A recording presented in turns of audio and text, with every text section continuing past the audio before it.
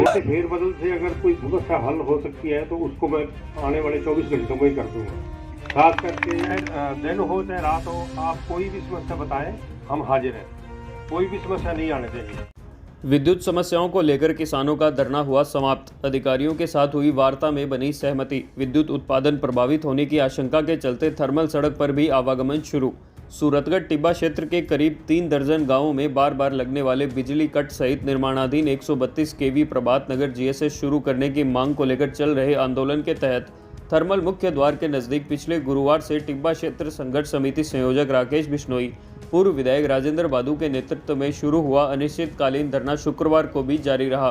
धरना स्थल पर संघर्ष समिति संयोजक राकेश बिश्नोई ने कहा कि डिस्कॉम कर्मचारी जीएसएस व ग्रामीण फीडर बंद कर किसानों पर दबाव बनाना चाहते हैं।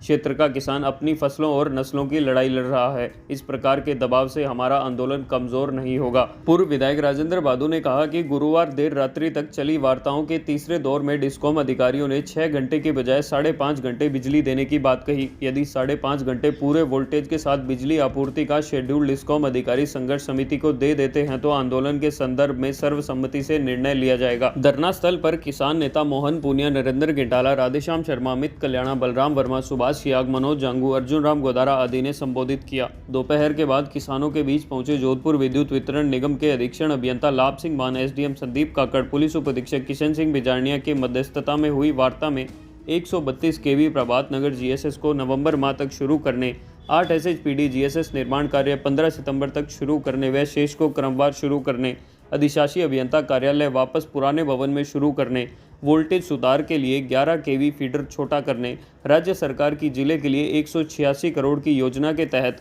टिब्बा क्षेत्र के गांवों में क्षतिग्रस्त विद्युत लाइन को प्राथमिकता से ठीक करवाने सहित गोविंदसर 33 केवी जीएसएस की विद्युत व्यवस्था शनिवार तक सुचारू करने के लिखित आश्वासन के बाद किसानों ने अपना धरना समाप्त कर दिया। वार्ता के बाद अधीक्षण अभियंता ने धरना स्थल पर पहुंचकर किसानों को वास्तु स्थिति से अवगत करवाते हुए समस्याओं के समाधान के लिए सीधे संपर्क करने सहित कर्मचारियों की हड़ताल को देखते हुए विद्युत व्यवस्था में सहयोग करने की अपील की। दो मुख्य मांगे थी, सारी मांगों के सहमति बड़ी है। एक्शन साहब ने लिखित में दिया है कि कोई भी छोटी मोटी चीज़ है वो आप हमें बताइए फोन पे, 24 घंटों में इस बात पर अमल किया जाएगा, निर्धारण किया जाएगा। 132 के जीएसएस था, इसको नवंबर में शुरू करवा दिया जाएगा। 8 एसएचपीडी का जो जीएसएस है वो 15 सितंबर को शुरुआत करवा दी जाएगी। इसके अलावा 3 हमारे जीएसएस और उसको क्रम वाइज शुरू करवा दिया जाएगा। वो इस इलाके के अंदर पूरे वोल्टेज के साथ में किसानों को बिजली है वो उपलब्ध करवाई जाएगी और घरेलू बिजली उपलब्ध करवाई जाएगी।